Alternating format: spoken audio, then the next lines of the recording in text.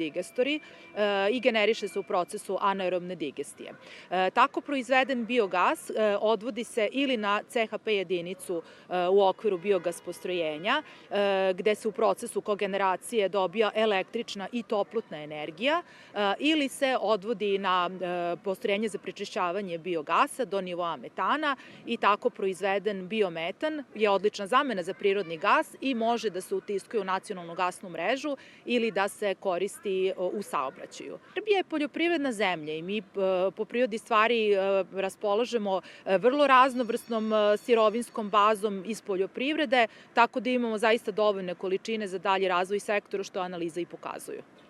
Pa danas imamo 45 postrojenja koje rade u punom kapacitetu i 55 postrojenja u privremenom statusu povlašćenog proizvođača, što znači da su ona u nekoj od faza izgradnje.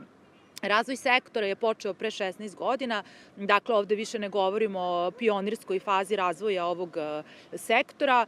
Započeo je dakle 2009. godine uredbom koja je u stvari uredila ovaj sektor i po kojoj su počela sa radom prva 3 postrojenja u Srbiji. Biometan postrojenja se grade u čitavoj Evropi.